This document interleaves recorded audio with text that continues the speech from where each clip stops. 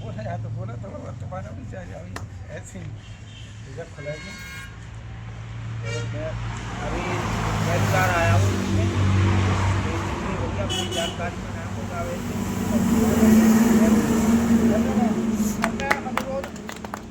धन्यवाद। अब मैं अनुरोध करूँगा मंच पर हमारे विशिष्ट अतिथि भाई राजेंद्र सिंह निमेश जी से कि मंच पर आएं और अपने विचारों को हमारे साथियों के समक्ष प्रस्तुत करें।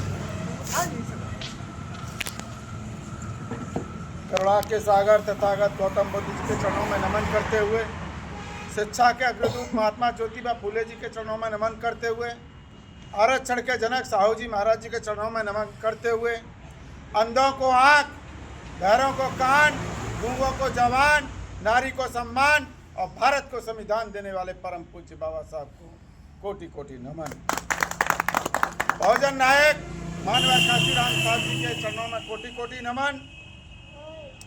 मंच पर मेरे साथ में हमारे साथी बैठे, उनको और मेरे सामने बुजुर्ग, मेरे छोटे बड़े सभी साथी, हमारे संचालन महोदय, सभी को मेरा सादर जय भीम। मेरे सम्मानित साथियों, तथागत गौतम बुद्ध कहते थे कि दुख है, दुख का कारण है और कारण का निवारण है। क्योंकि तथागत गौतम बुद्ध एक राजा के बेटा थे जिन्होंने राजपाट छोड़ के और दबे कुचले लोगों के लिए उन्होंने संघर्ष किया। उन्हीं की विचारधारा को आगे बढ़ाते हुए बाबा साहब भीमराव अम्बेडकर ने पूरा जीवन व्यतीत कर दिया। फिर भी दुख का निवारण पूरा नहीं हुआ। उसके बाद में मानवर काशीराम साहब आए, फिर भी दुख का निवारण नहीं हुआ। उसके बाद भेंगजी आए, फिर भी निवारण। उसका कारण का निवारण के लिए हम संघर्ष कर रहे हैं, हम भी कर रहे हैं इसमें। तो मेरे सम्मानित साथियों, बाबा साहब कहते थे कि शिक्षित बनो, संगठित रहो और संघर्ष करो। फिर उन्होंने एक बात और कही थी, नेक बनो, अनेक बनो और फिर एक रह जाओ।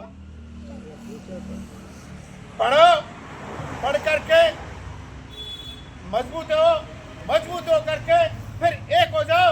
फिर जो तुमसे सामने वाला टकराता तो एक हो करके संघर्ष करो। मेरे सम्मानित साथियों, मानवर काशीराम साहब ने, बाबा साहब कहते हैं कि सत्ता वो चाबी है जिससे सब अधिकार मिलते हैं।